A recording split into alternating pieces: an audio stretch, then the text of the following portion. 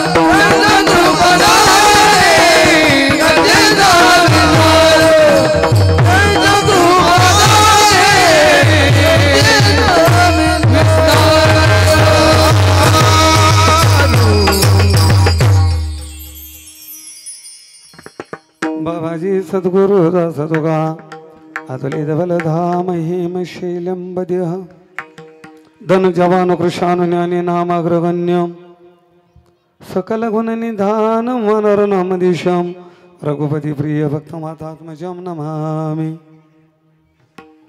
नागेंद्र हराय त्रिलोचनाय भस्मंगरागाय महेश्वराय नित्याय शुद्धाय दिगंबराय तस्मै नखराय नमो शिवाय गंगा विशुद्धं नितपादस्पर्शं सरोवेष्टितं चुंबितं पुण्यस्थानं सराले स्थितं तं समाधिस्थमूर्तिं नमामि गंगा गिरियोगिराजं तपोज्ञान वैराग्य भक्ति स्वरूपं सदालंकृतं साधु संन्यास योगं मुख्यश्च वेदांत शास्त्रार्थ नित्यं नमो नारायण गिरिजे ब्रह्मस्वरूपं दयांचे गेल्या स्मरण होय सगळ्या विद्यांचे अधिकरण हेच बंधू श्रीचरण श्री गुरूंचे ती नमस्कार आता काय माझी वाणी मानेल संतासी रंधव चित्ताशी अबुल्या मस्तक ही पायावरी या वारकरी संतांच्या निवृत्तीनाथांचे चार निवृत्तीनाथांचे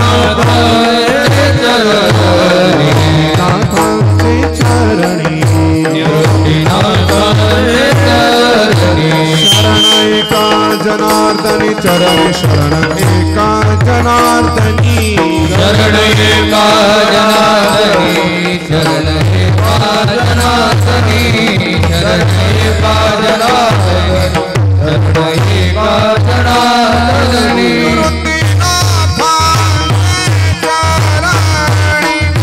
शरण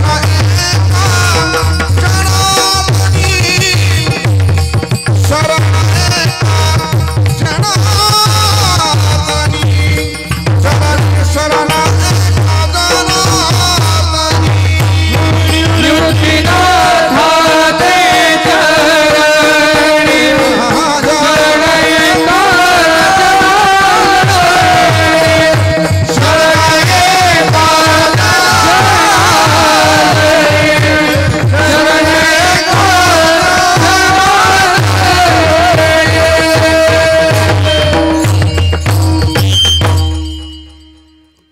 पुराणी पोवाडी जयाचे अपार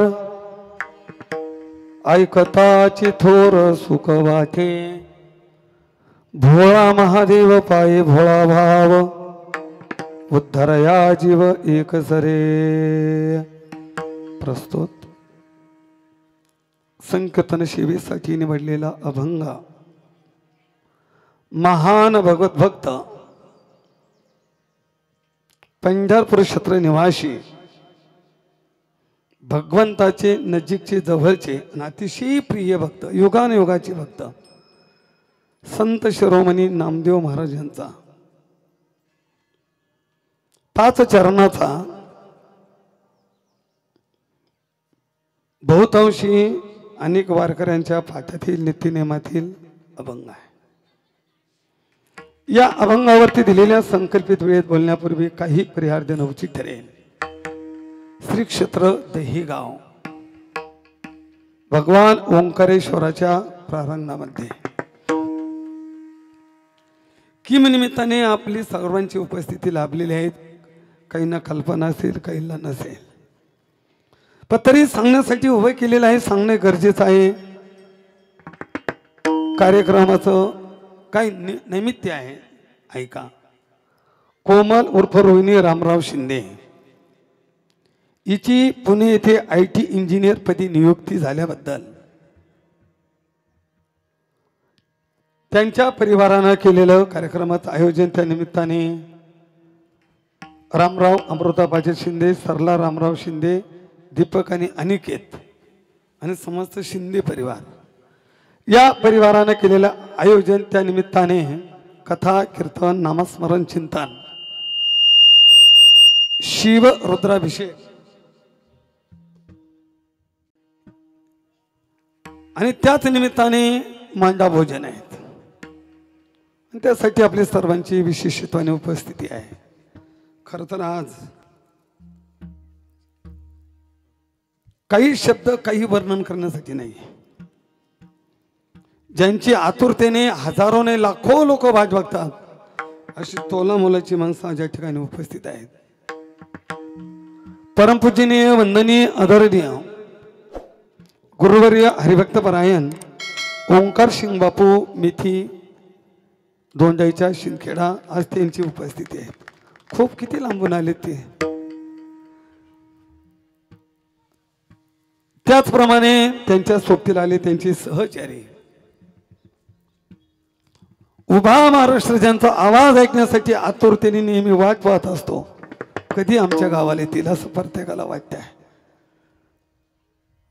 सर्वांचं श्रद्धास्थान परमपूजनीय वंदनीय आदरणीय गुरुवर्य महेशजी गुरुजी भगुरे गुरुजी उपस्थित आहे. गुरुजींना वंदन करतो. तर खरं तर आपल्या एवढ्या छोट्या कार्यक्रमात गुरुजींची उपस्थिती हे खरं आपलं भाग्य आहे. त्याचबरोबर त्यांच्या सानिध्यामध्ये ज्यांचं नेहमी वास्तव्य आहे, परिचित जरी आपले असेल तरी हरिभक्तपरायण नागेश महाराज आहेत, हरिभक्तपरायण वैभव महाराज वेलदळी वावीकर आहेत, हरिभक्तपरायण नंदू महाराज आहेत, हरिभक्तपरायण ढेके महाराज आहेत, चिंदा महाराज आहेत, मृदुंगाचार्य निलेश महाराज आहेत, आणि गुरुजींचेच सुपुत्र हरिभक्तपरायण आमचे स्त्री हरी महाराज आहेत, आमचे विनेकरी रमेश दादा आहेत, सुखदेव भाऊ आहेत, आणि पाठीमागे उपस्थित मोरझर दहेगाव भजनी मंडळ सर्वांना धन्यवाद देतो. आणि आपणही समोर अतिशय तोला मोलाचे श्रोतृवर्ग आहेत, तुम्हालाही वंदन करतो. आमचे शंकरदादाचे साऊंड सिस्टीम ठाणगाव त्यांनाही धन्यवाद. आणि आमचे परसोडेकर ना नाव विसरलो बरं का मी, आता कवडेचा कंपल्सरीचे पण असू द्या, कवडे पाटील परसोडेकर ऐका त्याचं सोशल मीडिया त्यांनाही धन्यवाद देतो. मातृवर्ग पितृवर्ग सगळ्यांना धन्यवाद देतो. ऐका, आपण नेहमीच आपण कार्यक्रम ऐकत असतो, ऐकत आले 35 वर्षापासून, पण आज खरं आपल्याला ज्यांना ऐकायचं आहे त्यांना आज आपण ऐकायचं आहे. मी कमी माझी वेळ कमी देणार आहे आणि त्यांना वेळ जादा देणार आहे. विठाला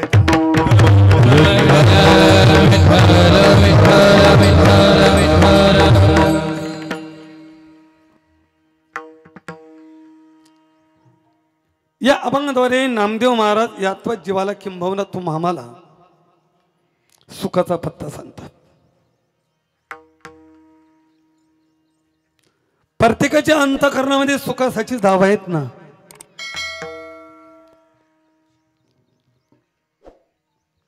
मग प्रत्येकाची धाव सुखाकडे का आहे, तर इथं शास्त्रामध्ये अंश अंशी संबंध आहे. पाणी किती वरती नेलं तरी पाणी धावे खलाळा असं ज्ञानोबरांचं मत आहे. पाणी किती वरती न्या, पाण्याची धाव कुठे आहेत, समुद्राकडे आहेत. गोदावरीला अनेक ठिकाणी धरणं झाली, खेटीयर झाली, पाणी थांबवण्याचा प्रयत्न केला, पण पाणी थांबलं का, नाही थांबलं. खरं ते राजमहेंद्रीला गेलंच. कारण काय, तर पाणी हा सागराचा अंश आहे. पाणी सागराचा अंश आहे आणि अंश अंशी संबंध ज्याला म्हटलेला आहे, कारण अंशीची दावे अंशाकडे असते. तसा भगवान परमात्मा हा सुखरूप आहे आणि जीव हा सुखरूप परमात्म्याचा अंश आहे. ममई वंशी जीवलोके. मग आम्ही सुद्धा त्या सुखाचे अंश आहेत, म्हणून आमची धाव सुद्धा त्या सुखाकडेच आहेत आणि त्या सुखाचा पत्ता नामदेव महाराज या अभंगात करतात.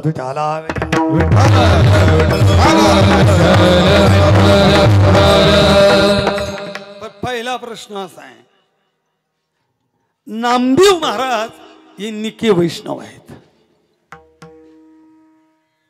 आणि वर्णन तर शिवाचं करतात. ऐका, नामदेव महाराज कोण आहेत, वैष्णव आहेत आणि वर्णन या अभंगामध्ये शिवाचं केलेलं आहे. मग एक वैष्णव एका शिवाचं वर्णन कसं करतात. वास्तविक शैवानं शिवाचं वर्णन करावं आणि वैष्णवांनी विष्णूचं वर्णन करावं, पण इथे विसंगती दिसते ना. वैष्णव नामदेव महाराज आणि वर्णन करतात भगवान शिवाचं. असं का झाला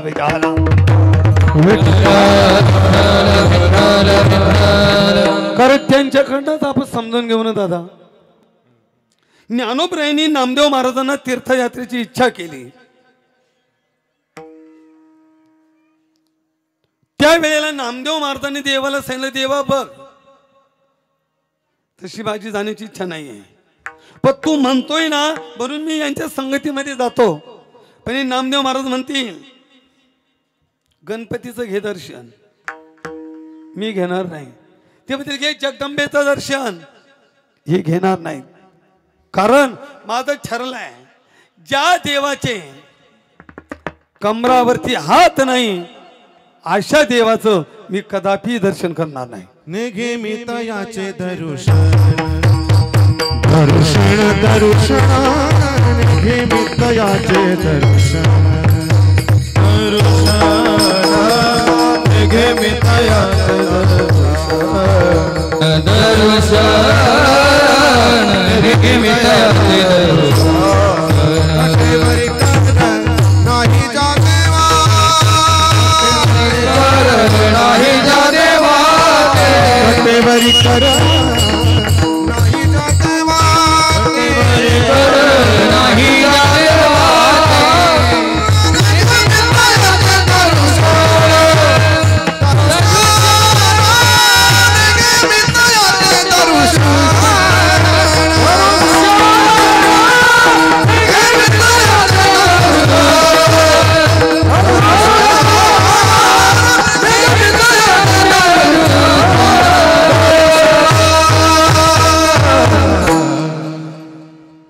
नाही नामदेव महाराजांची निष्ठा आहे.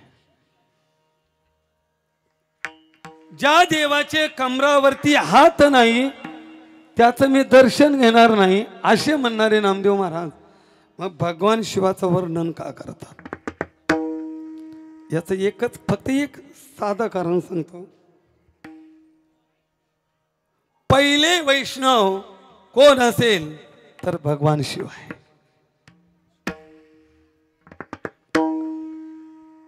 एका जनार्दनी वैष्णव शिरोमणी महादेव. पहिले वैष्णव कोण आहे तर पहिले वैष्णव भगवान शिव आहे. हा भक्तीचा सोहळा कुणी दाखवला तर तुम्हा मला पहिला सोहळा दाखवला असेल तर तो भगवान शिवाने दाखवला.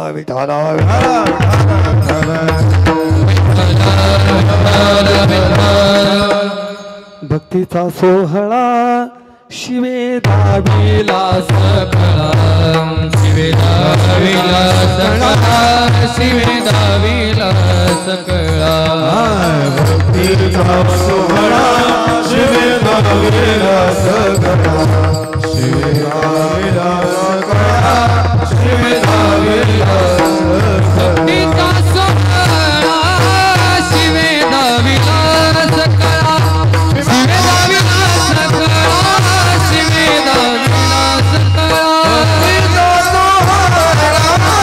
शिवे दाविला सकळा शिवे दाविला सकळा शिवे दाविला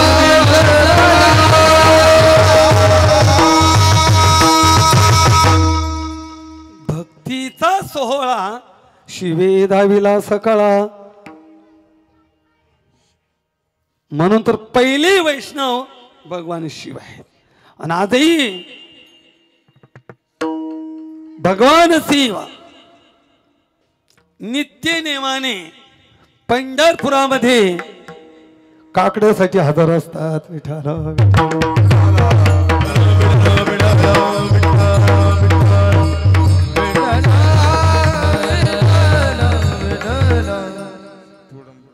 त्रिशूळ डमरू घेऊन आला गिरजेचा त्रिशूळ डमरू घेऊन आला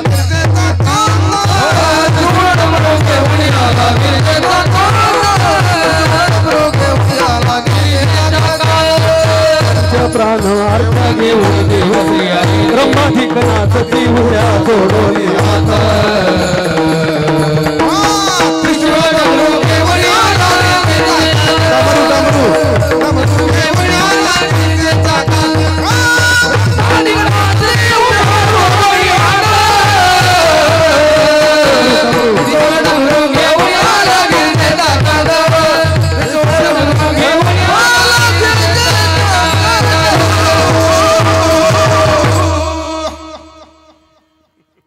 भगवान शिवही वैष्णव आहेत आणि नामदेव महाराजही वैष्णव आहेत. मग एका वैष्णवाने दुसऱ्या वैष्णवाचं का वर्णन करू नये? विठाला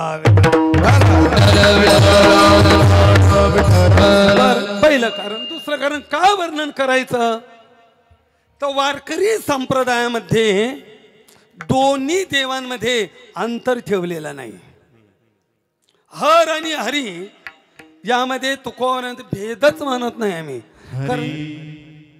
हरा भेद हरी हरा भेद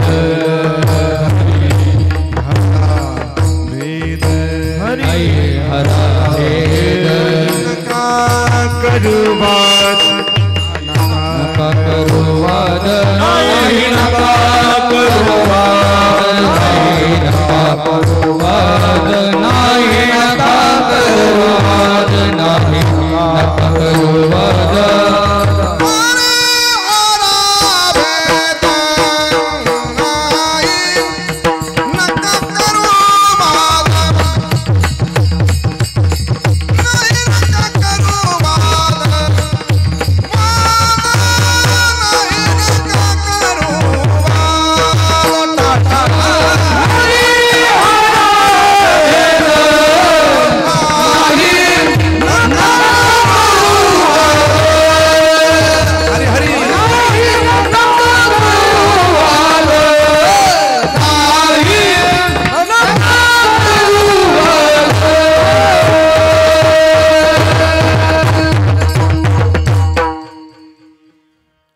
दोन्ही देवांमध्ये अंतर ठेवलेलं नाही.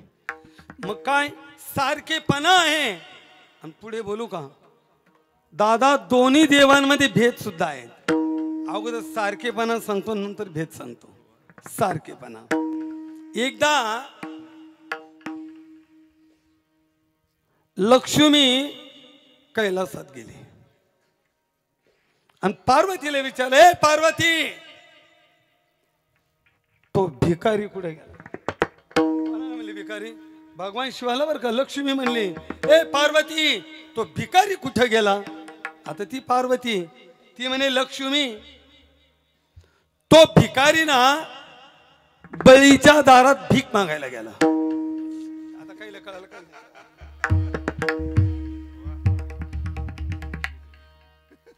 कारण ती शिवाला भिकारी म्हणली, पण विष्णू बी बळीच्या दारात भीक मागायला गेला ना, म्हणजे हाही भिकारी आणि तो बी भिकारी. दोघांचं सारखेपणा सांगतोय. विष्णू बी भिकारी, शिवाही भिकारी, आणि त्याचे भक्त अहो त्यांचे भक्त भिकारीच ना.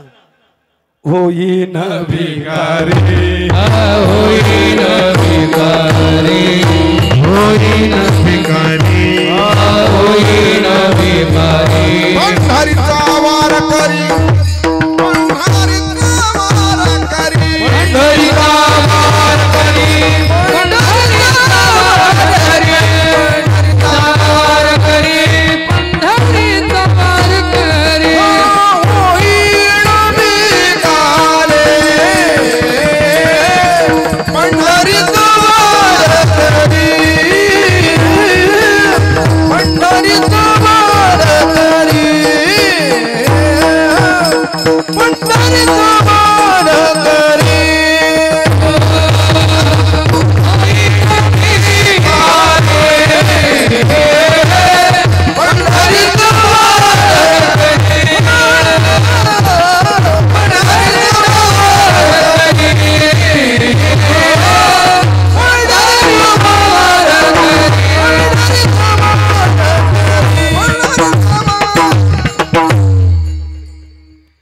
सारखेपणा किंवा ठाकलो शेद्वारी आणि उभा याचक भिकारी.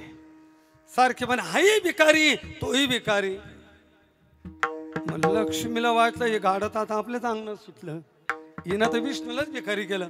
अगं तो नाही, तो नाही. म्हटले कोण? मग जो स्मशानात राहत होतो. शिवाचा वास कुठे आहे? स्मशानात आहे. पार्वती म्हटले तो का? तोही रुंदेच्या उशाला स्मशानात बसला. जसं भगवान स्मशानात आहे तसं विष्णू सुद्धा रुंदे करता स्मशानात बसला की नाही. विष्णू रुंदेच्या स्मशानी धरून विषयाची ग्लानी, आईलेची कहाणी पुराणी बंदीजे. आई स्मशानात आहे आणि तोही स्मशानात आहे. अगं म्हटलं तो नाही, तो नाही. मग ज्याच्या गळ्यात सर्प नाहीत का तो. आता सर्प कोणाच्या गळ्यात आहे? शिवाच्या. पार्वती म्हटले तो का? क्षीरसागर सर्पावर झोपलेला आहे. याच्या गळ्यातही सर्प आहे. विष्णू सुद्धा शांताकार भुजंग शयनम, तोही झोपलेला आहे. लक्ष्मी म्हटली अगं तो नाही, मग जो नंदीवर बसलेला आहे तो. ती म्हणे तो का गोकुळात नंदी वळीतो विठाला.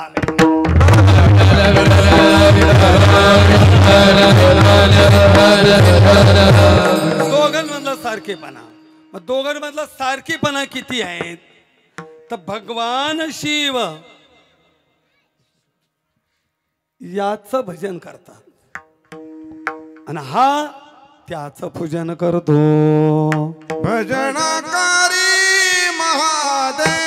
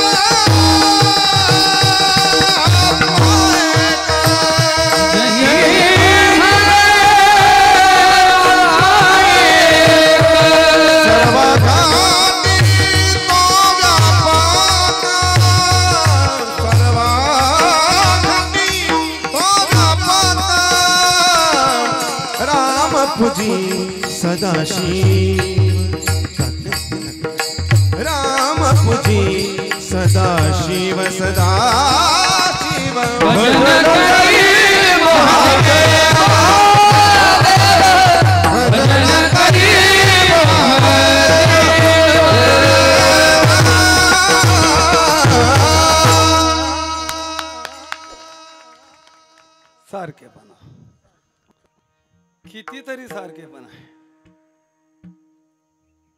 हाही शत्रूचा कलेवर आजही वागवतो आणि तोही दादा शत्रूचा कलेवर वागवतो. विष्णूही शत्रूचा कलेवर वागवतो आणि भगवान शिवही शत्रूचा कलेवर वागवतो. ब्रह्मदेवाची चारी वेद शंकासुराने समुद्रात नेल्यानंतर भगवान परमात्म्याने मत्स्य अवतार धारण करून आणि शंकासुराचा काय केला, वध केला. वध केला, पण आजही तो शंकासूर म्हणजे शंख आहेत ना भगवंताच्या हातात, ते शंकासुराचा कलेवर आहे, आजही वागवतोय. आणि इकडे शिव, भगवान शिवाची आवडीची नगरी म्हटल्यानंतर काशी. भगवान काशीला शिवाला काशीचा विरह क्षणभर सुद्धा सहन होत नाही.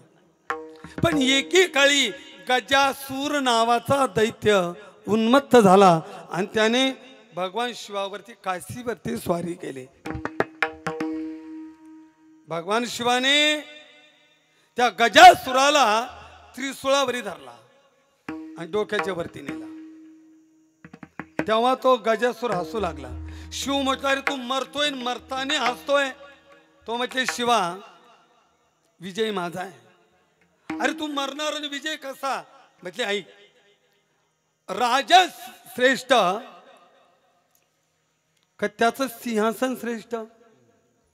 सिंहासन श्रेष्ठ. सिंहासन श्रेष्ठ का सिंहासनावरती असलेलं छत्र श्रेष्ठ. तर सिंहासनापेक्षा छत्र श्रेष्ठ. तू या काशीचा राजा आहे आणि मी तुझ्या डोक्याच्या वर छत्र आहे तेव्हा मी राजाईपेक्षा श्रेष्ठ आहे. भगवान शिव म्हटले पण तू पापी आहेस. म्हणजे शिवा मी जर पापी असेल तर पापी माणसाला भगवान शिवाचं दर्शन घडेल का. मग पापी कसा मी. भगवान हे भोळ बाबा प्रसन्न झाले. मान्य आहे मला तुझा काय हवंय. म्हटले मला काही नकोय फक्त माझी अंतिम इच्छा आहे. तर मी मरतोय माझ्या पूर्ण शरीराचा कलेवराचा कायम तू वापर केला पाहिजे. भगवान शिव म्हटले तथच तू. मग गजासूर मेला. पण ज्या वेळेला आदिशक्ती पार्वतीने मातीचा पुतळा तयार करून त्यात संजीवन मंत्र ओतला आणि मानस पुत्र दरवाज्यात ठेवला आणि भगवान शिवाने जेव्हा त्या मानस पुत्राचं सिर उडवलं तेव्हा पार्वतीने हलकल्लोळ केला आणि बरेच वर मागितला तर तिकडे जात नाही. पण सांगितलं मुलाला माझे मानसपुत्र आहे त्याला संजीवन करावं. मग त्या गजासुराचं सिर कुणाला जोडलं. त्या मानसपुत्राला जोडलं म्हणून त्याचं नाव झालं गजानन. ते गजासुराचं सिर जोडलं आणि त्याच गजासुराचं चमडं चर्म स्वतः भगवान शिव आजही आपल्या कमराला गुंढळतात. म्हणून आम्ही म्हणतोय गज चर्म व्याघ्रांबर गज चर्म व्याघ्रांबर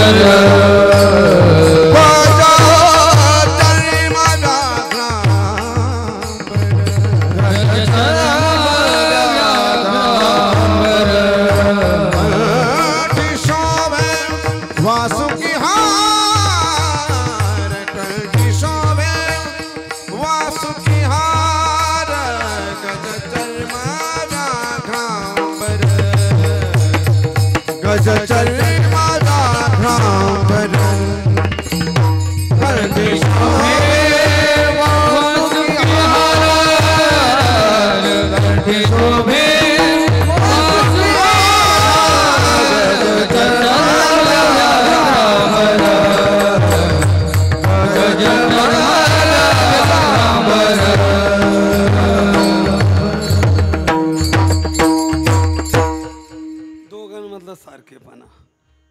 हाही शत्रूचं कलेवर वागवतो तोही शत्रूचं कलेवर वागवतो.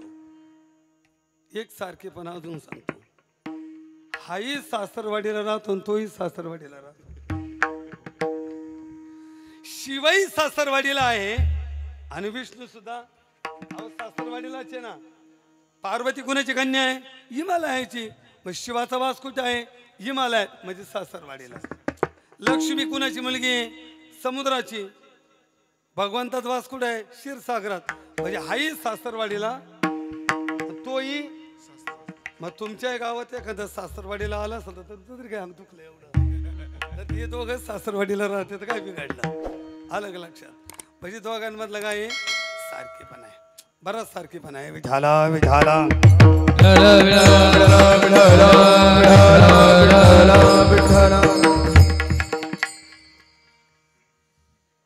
भगवान शिवही प्रेमाचं प्रतीक आजही गळ्यात वागवतो आणि विष्णू सुद्धा प्रेमाचं प्रतीक आजही गळ्यात वागवतो. म्हणाल कोण ऐका. नारद महर्षी कैलासामध्ये गेल्यानंतर पार्वतीने विचारलं भगवान तुम्ही आमच्याकडे येण्याचं कमी केलं. म्हणजे आई साहेब सांसारिक माणसं खरं बोलत नाही म्हणून आपण काही कोणाकडे जात नाही. म्हणजे भाई शिवाचं माझं तसं नाही. नारद म्हटले आई साहेब तुम्ही खूप भोळे आहे. भगवान शिवाने तुम्हाला कधीच काही सांगितलेलं नाही. म्हणजे त्यांच्या गळ्यामध्ये जी रुंड माळा आहे एकच ती तुम्हाला सांगितली का? आता नारदानं सांगितल्यानंतर पार्वतीला का पटू नये? अहो पटलं पार्वतीला. पार्वती रुसली. शिवानी विचारलं का रुसली? म्हणजे तुम्ही खोटं बोलताय. काय तुमच्या गळ्यात रुंड माळा आहे ती सांगितलीच नाही? ती म्हटली अगं पार्वती, तू माझ्या बरोबर अनेक अवतार घेतले आणि त्या प्रत्येक अवताराची खून ही तुझ्याच रुंड माळा आहे. भगवान शिवाच्या गळ्यात रुंड माळा हे प्रेमाचं प्रतीक आहे. तसं भगवान विष्णू रुंदे करता स्मशानात बसल्यानंतर तिचे चित्तेला अग्नी दिल्यानंतर जिथं तो वृक्ष उगवला ती तुळस आहेत. ती काय आहेत? तुळस. म्हणून भगवान शिवाच्या गळ्यात रुंडमाळा ही पार्वतीचं प्रतीक आहे. पण आजही विष्णूच्या गळ्यात तुळशी हार गळा कशाचा आहे? हे रुंदेचं प्रतीक आहे. विठाला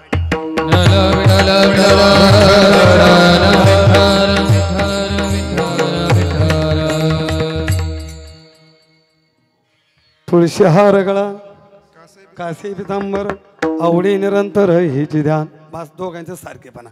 पण दोघांमध्ये विरोध भाव सुद्धा आहेत. सारखेपणा सांगितला पण विरोध भाव सुद्धा आहे. भगवान शिवाचं वास्तव्य स्मशानात आहे आणि विष्णूचं वास्तव्य महालात आहे. दोघांमध्ये फरक आहे. भगवान शिवाच्या जीवनात सर्व भोगाचा त्याग आहे पण इकडे सगळं भोग भोगून सुद्धा इकडे ब्रह्मचारी आहे. विठाला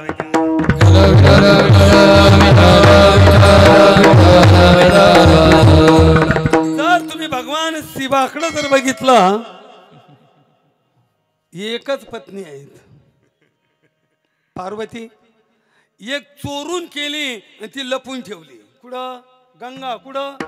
जटामध्ये ती लपून ठेवली. पण तिथे नारदाने भांडण लावून दिलं आहे की नाही?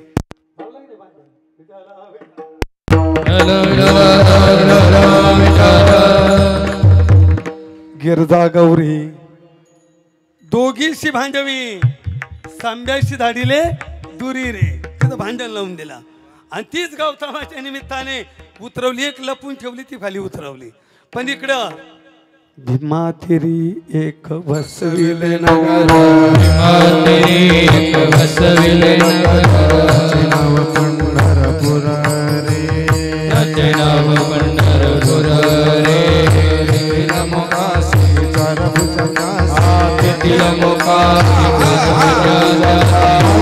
सोळा हजार रे, पहिला 16,000 रे, 16,000 रे, पहिला 16,000 रे.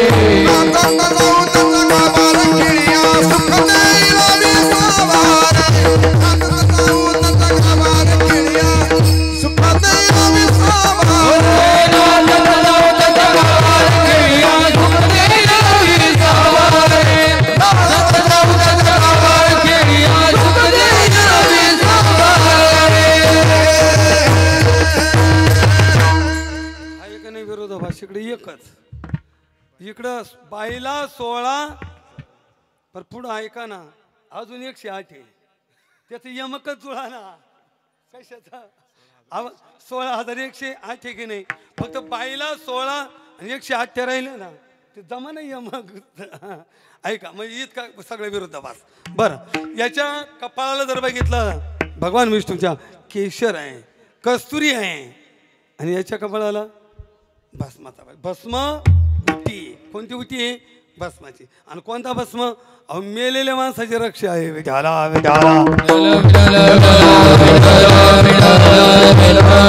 हो विष्णूच्या गळ्यामध्ये कंठ जर बघितलं तर कंठी कौस्तुभ विराजित कंठी कौस्तुभमणी, विराजित कौस्तुभमणी,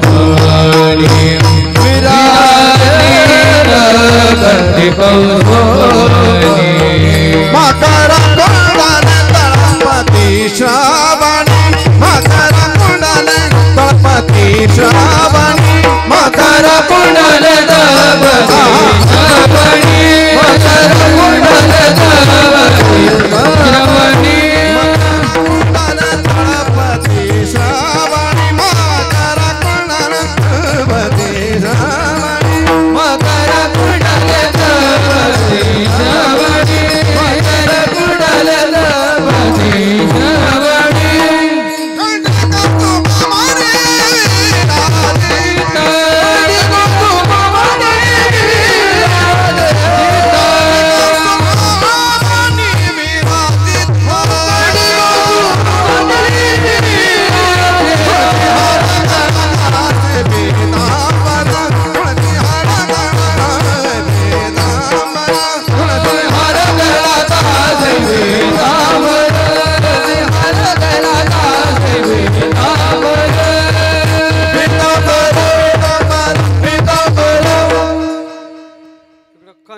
हातात कौसुमणी आहेत आणि तिकडं कंठात रुंडमाळा आहे ना, हा नाग आहेत, वासुकी आहेत, सगळं विरोधाभास आहे. बर, दोन्ही भक्तांमध्ये लय फरक आहे. भोले बाबाचे भक्त आणि विष्णूचे भक्त लय फरक आहे. आता या विष्णूचे भक्त कोण आहे? शुक, सनकादिक, नारद, तुंबर, हा हे याचे भक्त आहे. आणि याचे भूते वेताळ नाचती, भूते वेताळ नाचती,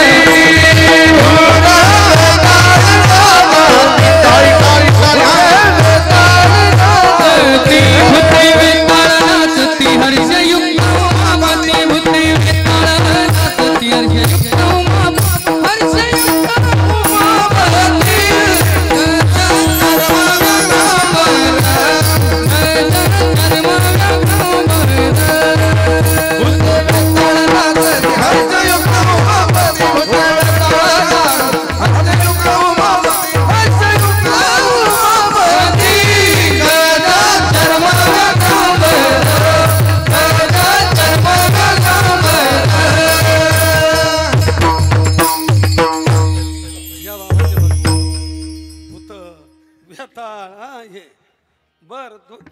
गाण्यात आणि नृत्यात लय मोठा फरक आहे. इथं सगळं तांडव नृत्य आहे, तुझ्या आगोरी पागोरी लक्षात येईल, सगळं तांडव नृत्य आहे. पण इकडं थोडं बाजूला झालं तरी जमत नाही. खेळ मांडीला वाळवंटी गाई, खेळ मांडीला वाळवंटी गाई, खेळ मांडीला वाळवंटी गाई, खेळ मांडीला वाळवंटी गाई. नाचते वैष्णव भाई रे, नाचते वैष्णव भाई रे, नाचते वैष्णव भाई रे, नाचते वैष्णव भाई रे. अभिमान केला पावटणी, अभिमान केला पावटणी, अभिमान केला पावटणी. काय कलागतील पायी रे, काय कलागतील पायी रे, काय कलागतील पायी रे.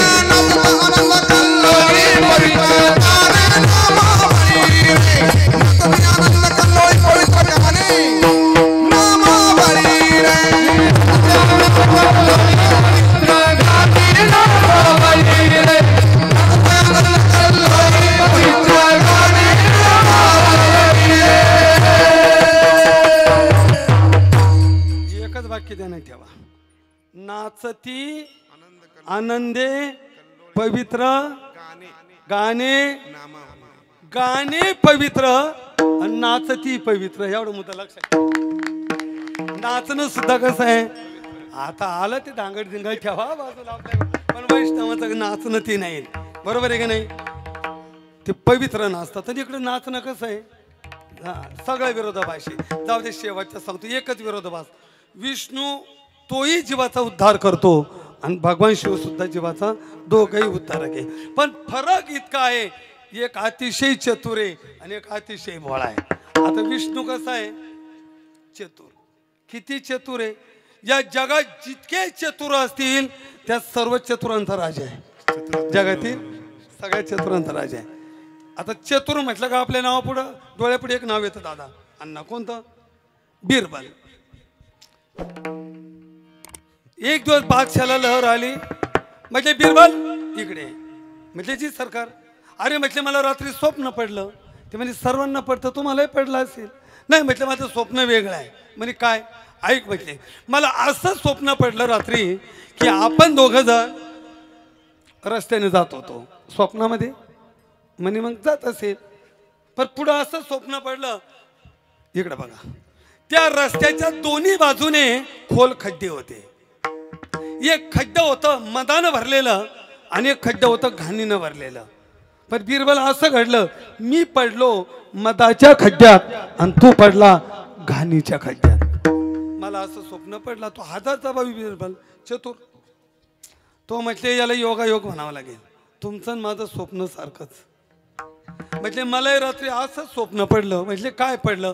आपण दोघं जण रस्त्याने जात होतो, तुम्ही पडले मधाच्या खड्ड्यात आणि मी पडलो गाणीच्या खड्ड्यात. स्वप्न मला असंच पडलं, पण माझं स्वप्न थोडं अजून वेगळं आहे. बादशाह म्हणे काय, मला नाही पुढं पडलं. नाही म्हटलं मला पुढं अजून स्वप्न पडलं. म्हणजे काय, म्हणजे मला पुढे असंच स्वप्न पडलं, तुम्ही मधाच्या खड्ड्यात पडले, मी घाणीच्या खड्ड्यात पडलो, पण दोघंही आपण खड्ड्याच्या बाहेर आलो. आणि बाहेर आलो घडलं काय, तुम्ही मला चाटायला लागले आणि मी तुम्हाला चाटायला लागलो. कळलं का? आलं का लक्षामध्ये? याला काय म्हटलेलं चतुर. मग साधं प्रत्येकाने डोकं लावा.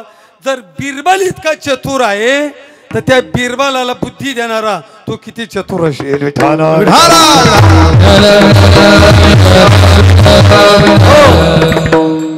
किती चतुर आहेत. आता नृसिंह जयंती झाली.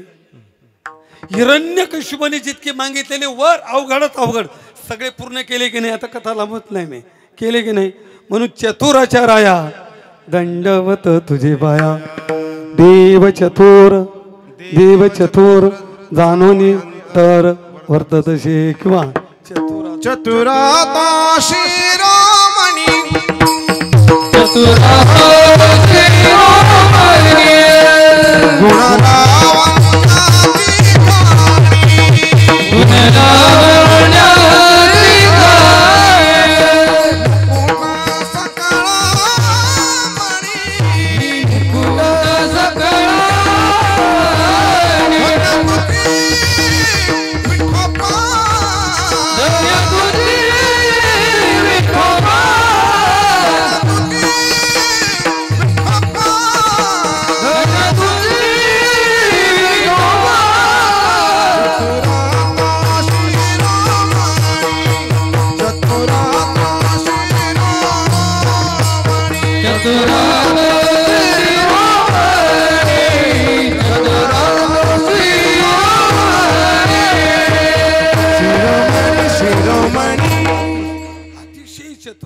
चतुरांचा शिरोमणी तोही उद्धार करतो. हा भोळा आहे, हाही उद्धार करतो. दोघही भक्तांचा उद्धार करतात. पण फरक इतका आहे, तो काय करतो, अंतरीची घेतो गोडी आणि पाहे जोडी भावाची. तो आदुगर अंतरातली गोडी घेतो, तो आदुगर कस लावतो. सहजासहजी नाही. सगळ्यांना माहिती सावता महाराजांचं पोट फाडलं, गोरोबा काकाचे हात तोडले, तुकोबरायांचं होतेचं नव्हतं केलं, कुणाला ठेवलं त्याने. आदुगर कस लावला आणि मग जवळ आला, मग उद्धार केला. पण हा बाबा तसा नाही. तुकोबराय म्हणतात हा इतका भोळा आहे. तुम्ही या भोळ्या बाबावर सहज थोडा जरी भाव भोळा ठेवला तरी एकाच वेळेला जीवाचा उद्धार करतो. अभंगाचं दुसरं चरण. भोळा महादेव पाहे भोळा भाव, भोळा महादेव पाहे भोळा भाव, भोळा महादेव पाहे भोळा भाव, भोळा महादेव पाहे भोळा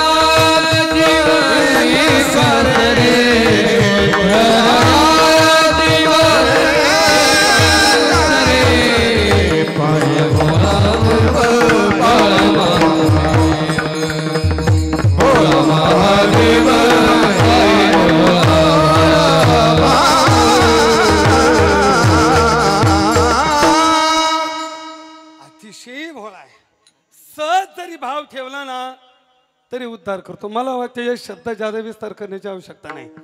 जवळच आपल्या मालेगाव येथे शिव महापुराण कथा झाली की नाही, त्यात बऱ्याच गोष्टी त्यांनी सांगितलं. किती भोळा आहे, किती भोळा आहे. सहज जरी पूजा घडली, सहज भजन घडलं, सहज दर्शन घडलं, सहज जप घडला तरी तो उद्धार करतो. विठाला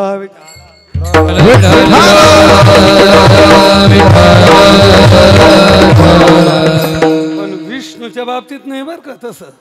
तो लय चाप्टर आहे, लय तो चतुर आहे. ऐका, जवळच उदाहरण देतो कळण्यासाठी. सीतेचं अपहरण रावणाने केलं का नाही? मग याने काय केलं तर राम म्हणजे विष्णू अवतारच. लंकेला गेला, रावणाला मारलं आणि पत्नीला घेऊन आला. पण हा भोळा बाबा इतका भोळा आहे. किती भोळा सांगतो ऐका. नारद महर्षी एकदा लंकेमध्ये गेले. भगवान नारदांना रावणाने प्रश्न विचारला. म्हटले नारदा अजून विशेष काय आहे? म्हणजे खूप काहीतरी आहे. माझ्याकडे काय न्यूनता आहे? म्हणजे बरीच आहे. काय न्यूनता आहे? म्हणजे ऐक, तुला सर्व वैभव, तुझी लग्री सोन्याची आहे, तुला पत्नी 16,000 आहेत,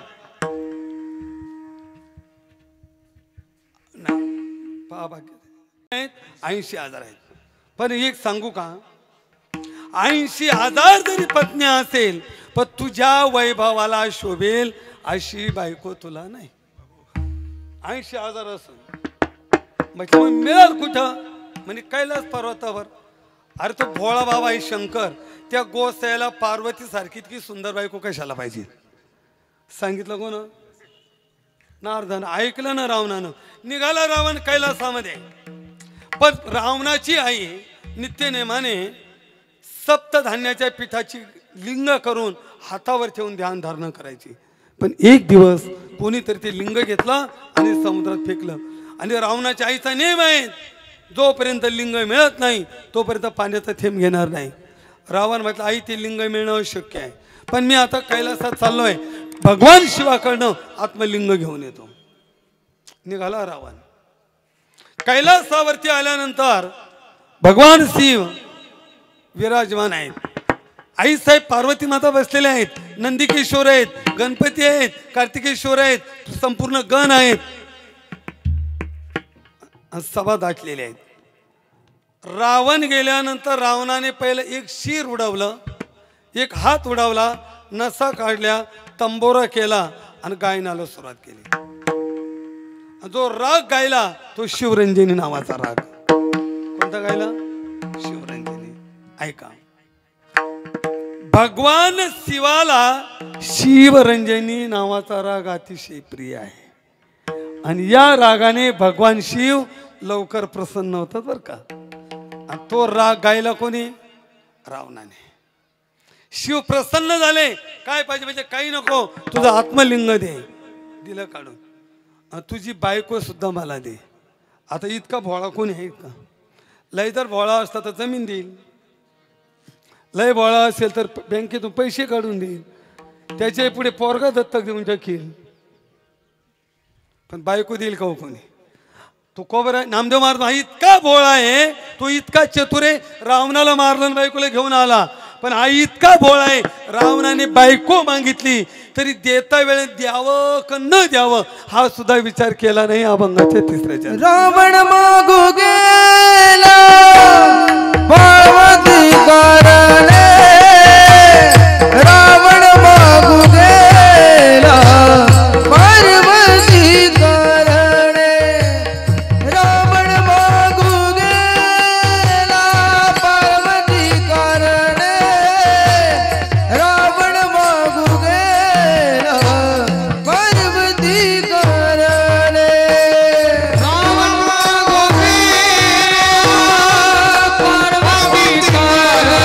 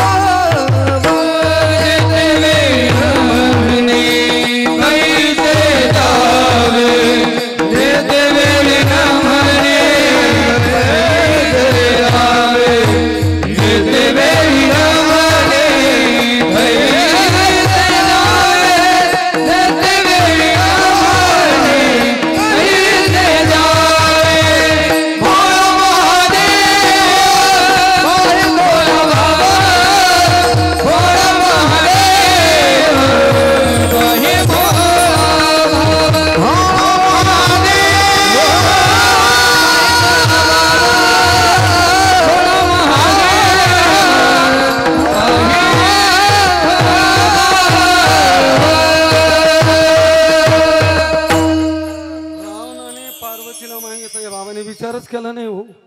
अहो देऊनच टाकली ना. लिंग घेतलं, पार्वतीला घेतलं आणि मग विष्णूला चिंता पडली. हा बाबा डोळे लावून बसला, पत्नी देऊन टाकली. ही आदिशक्ती लंकेत जर गेली, हिने जर दृष्टी वाकडे केली तर तिने लोकांचा नाश केल्याशिवाय राहणार नाही. म्हणजे जगावरचं संकट वाचवण्यासाठी नारदाला म्हणजे तुम्ही पेटवला, आता मिटवा तुम्हीच. आणि मग आई साहेबांची विनंती केली. आई साहेबांना सांगितलं तुम्ही विकराळ रूप धारण करा आता. मग पार्वती मातेनेही मान्य केलं. केस विस्कुटलेले, डोळे तिरपे, दात पुढं आलेले, चेहऱ्यावरती सुरकुत्या, लाळ होटावर, शेंबूड माशा, असं ती विचित्र रूप पाहिलं.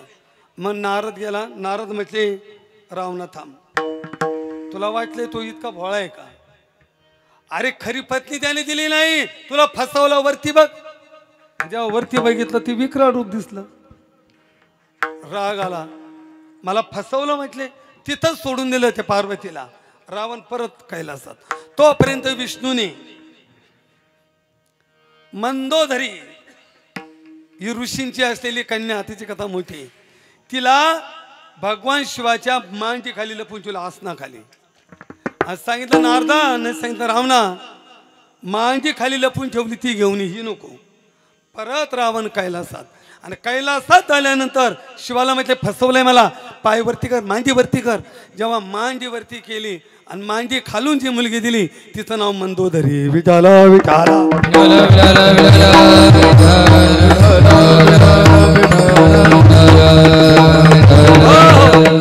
ती मंदोदरी मग तेव्हा दिली बर का. मंदोदरीला घेतलं. रावण निघाला, समुद्राच्या किनारी आला. रावणाला लघु शंका लागले, पण लिंग खाली ठेवायचं नाही, काय करणार. तितक्यात गणपतीने गुराख्याचं रूप धारण केलं आणि गणपतीचं लिंग दिलं. लघु शंकेला बसला. रावणा दश ग्रंथी ब्राह्मण आहे आणि लघु शंका करताना बोलू नये, हा रावणाचं शास्त्र आहे बरं का. विठाला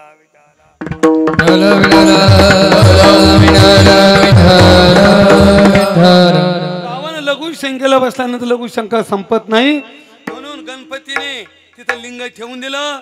लघुशंका संपली, लिंग तिथंच अदृश्य झालं. गायी अदृश्य झाल्या आणि त्यावेळेला रावण एका गायीचा कान धरून वरती खेचतोय, पण गायीचा कान हातात लागला. तिथं असलेलं लिंग दिसलं, ते तिथं स्थापित झालं. त्याचं नाव झालं गोकर्ण महाबळेश्वर. आणि त्याच गोकर्णाला महाशिवरात्रीचा दिवस आहे आणि बरेचसे भक्त गोकर्णाला निघाले. पण एका गावामध्ये एक नीच कर्म करणारी, पापी, दुराचारी, चांडाळी, आता वय संपलं, कुणी बघत नाही आणि खायला काही नाही, उपवाशी मरते. म्हणून ती असलेले यात्रेकरू यांच्याबरोबर ती गोकर्णाला आली. भगवान शिवाच्या पायरीजवळ बसली आणि प्रत्येकाला विनंती करते मला काहीतरी खायला द्या. पण तिच्या हातावर उपवास शिवरात्र असल्यामुळे प्रत्येक जण फक्त बेलाचं पान देतोय. ती बेलाचं पान घेते आणि भिरकावते. पण भिरकावल्यानंतर ती मंदिरात भगवान शिवाच्या लिंगावर पडतंय. दिवसभर उपवास काढला, पर्व काळ घडला आणि बेलाची पानं त्याच्या पिंडीवरती पडली. मध्यरात्र झाली, यात्रा संपली, पण ही चांडाळीन भुकेने व्याकुळ झाली. म्हणून पिंडीवरती काहीतरी असेल म्हणून या उद्देशाने मंदिरात गेली. तो बेलाचा पाना बाजूला केला, शिवाचं दर्शन घडलं, उपवास घडला, पूजन घडलं आणि तिथेच प्राण गेला. पण हा बाबा इतका भोळा, आयुष्यभर नीच कर्म करणारी, चांडाळ कर्म करणारी, एकदा दर्शन झालं तरी तिचा उद्धार केला. अभंगाचं 4था चरण. ज्योतीची चांडाळी गोकर्णासी गेली, ज्योतीची चांडाळी गोकर्णासी गेली,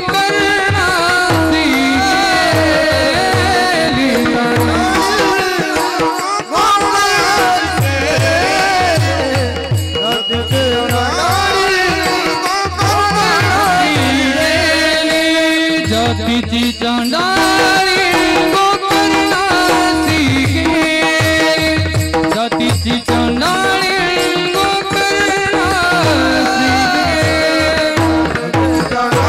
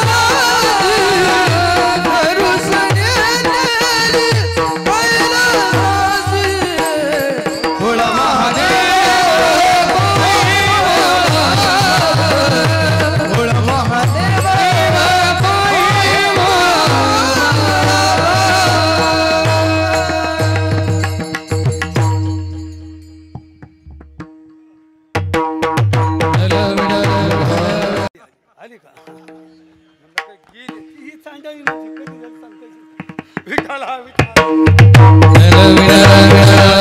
मी ऐकलेले नामा म्हणे कैसे दैवत्या भिल्लाचे आले पूजनाचे फळ हाता. सहज पूजन घडलं, सहज उपवास घडला, तरी त्याने काय केला, उद्धार केला.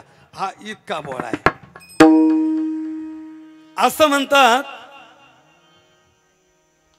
चोर याच्या मंदिरामध्ये चोरी करायला आला. शिवाच्या मंदिरात, आत्याच्या मंदिरात चोरी करायला काय, फक्त घंटा हुशोबे खिंडीवरी. आता त्या घंट्याला हात पुरत नाही, चोराची उंची कमी होती. चोराने काय केलं, पिंडीवरती उभा राहिला आणि घंटा चोरून नेला. तरी हा बाबा प्रसन्न झाला. हा म्हणे आतापर्यंत कोणी गंगाजल चढवलं, कोणी बेल चढवले, कोणी श्रीफळ चढवलं, कोणी अक्षदा चढवल्या, पण हा भक्त स्वतः होऊन चढला. एवढं कोणी केलं आतापर्यंत, तरी याचा उद्धार केला. चोरे पिंडी दिला पाव तया पूजने दाये दे. एकाने याच्या मंदिरामध्ये फक्त वात लावली, दिवा पेटाला उजेड केला, तरी पुढच्या जन्मात त्याला नगरीचा राजा केला. त्याला कळालं मी एका जन्मामध्ये फक्त भगवान शिवाच्या मंदिरात बोटभर वात लावून प्रकाश लावला, तर त्यांनी मला राजा केलं. त्या जन्मामध्ये त्या राजानं प्रत्येक शिवालयाच्या समोर दीपमाळी बांधल्या आणि तिसऱ्या जन्मात त्याला धनांचा राजा कुबेर केलं. विठाला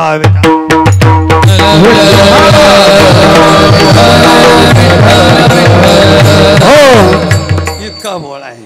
आणि अशा भोळ्या महादेवाचे कथा, चरित्र, लीला, पवाडे पुराणामध्ये अनंत आहे. किती आहेत, अपार आहेत, अनंत आहे.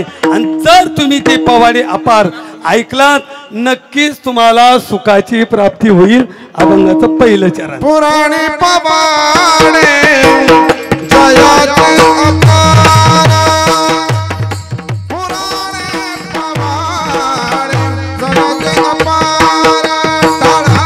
पुराणे पवाडे जयाचे अपार, पुराणे पवाडे जयाचे अपार, पुराणे पवाडे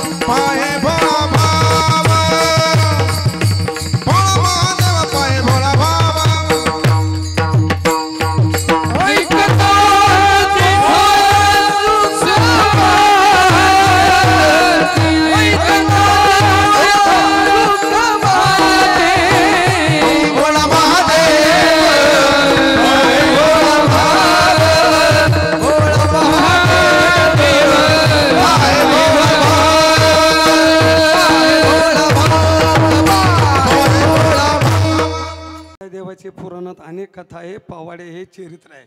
ते तुम्ही श्रवण करा, श्रद्धेने ऐका, नक्कीच तुम्हाला सुखाची प्राप्ती होईल. नामदेव महाराज. पुराणे पवाडे जयाचे अपार, ऐकताची थोर सुख वाटे.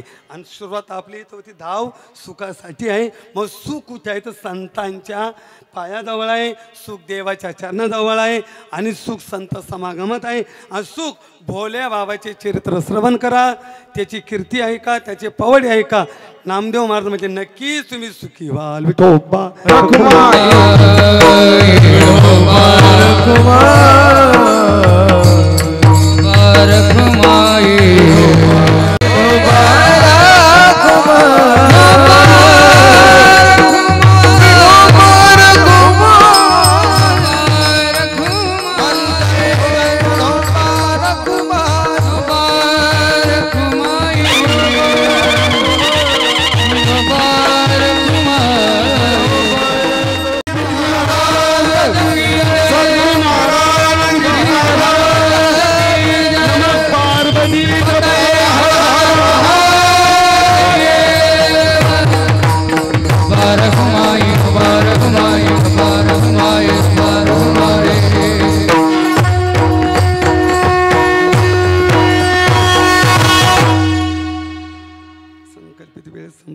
पुन्हा सगळ्यांना धन्यवाद देतो.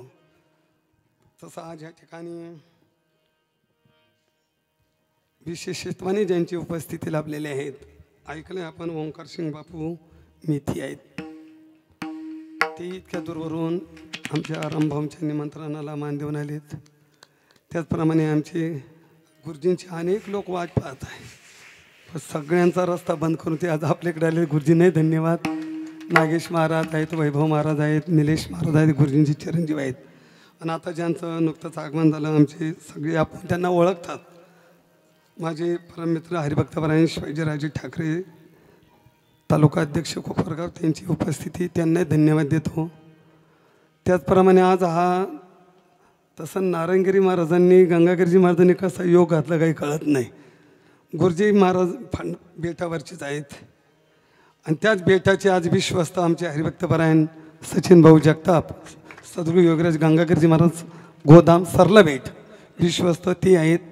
आणि परमपूजनीय वंदनीय आज रामगिरीजी महाराजांची कथा ज्या क्षेत्रामध्ये चालू आहे शनी जयंतीनिमित्ताने, शनी तळेगाव, तर शनी तळेगाववरून जे आलेले आमचे ज्ञानेश्वर माऊली ठुपके आहेत, त्यांनाही धन्यवाद देतो. आणि आपणही सर्वजण माझ्यासाठी सगळीच तोलामोलाचे आहात, अर्थात सर्वांना वंदन करतो. आणि ज्या संतांच्या कृपेने बोललो त्यांचं प्रेमाने भजन करतो. ज्ञानेश्वर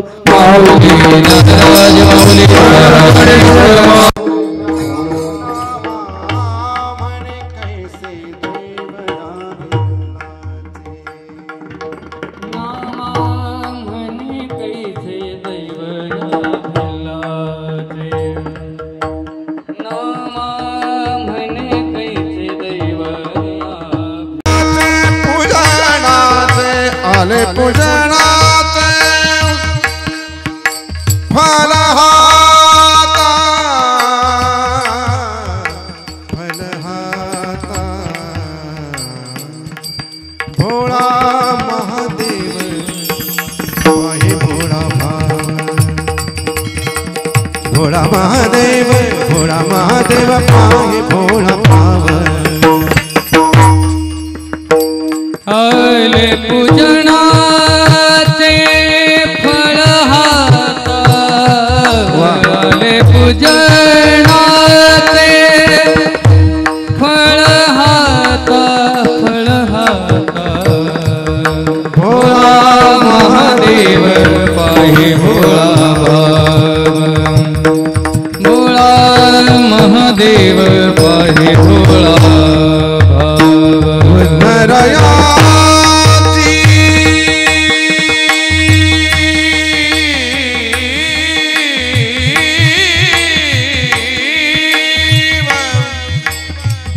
एक सरे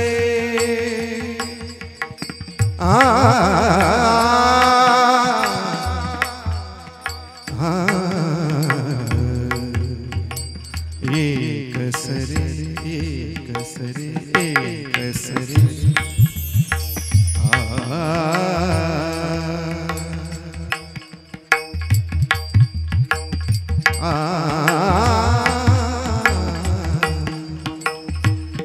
उधरया जीव जीव जीव जीव जीव एक सरे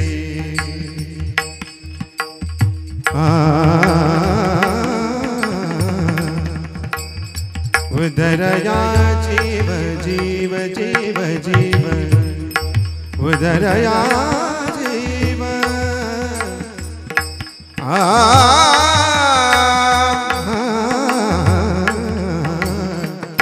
उद्धराया जीव जीव जीव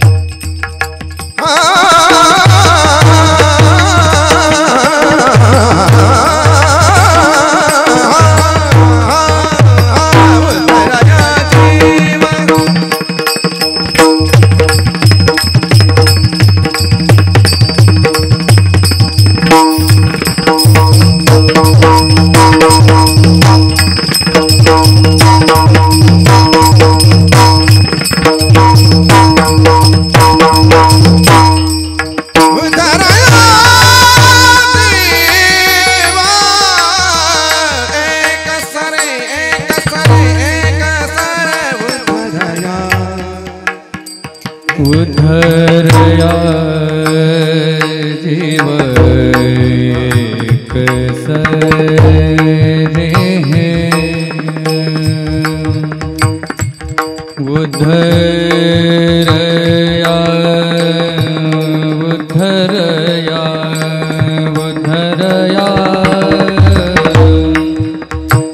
उद्धरया उद्धरया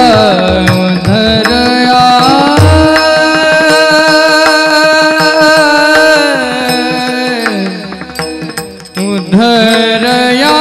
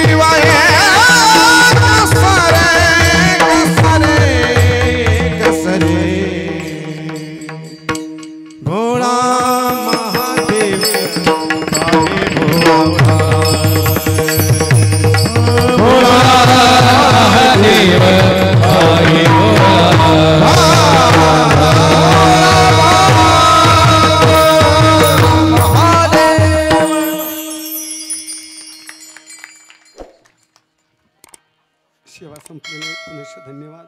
मला रोहिणी रामराव शिंदे हिची पुणे येथे IT इंजिनियरपदी नियुक्ती झाल्याबद्दल या कार्यक्रमाचं आयोजन केलेलं आहे. त्यानिमित्ताने सर्वांच्या गाठी भेटी, त्यानिमित्ताने सर्वांची उपस्थिती, महापुरुषांचे दर्शनाचा योग या निमित्ताने आपल्या जीवनामध्ये आलेला आहे. म्हणून या परिवाराला धन्यवाद देऊ आणि चिरंजीव रोहिणी किंवा कोमल हिच्या पुढील वाटचालीसाठी सर्वांच्या वतीने शुभाशीर्वाद देऊ आणि सेवा संपवू. विठ्ठल जय जय.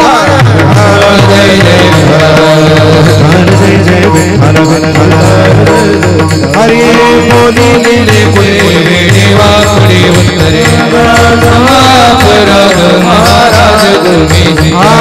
नाही विचारिला अधिकार आपला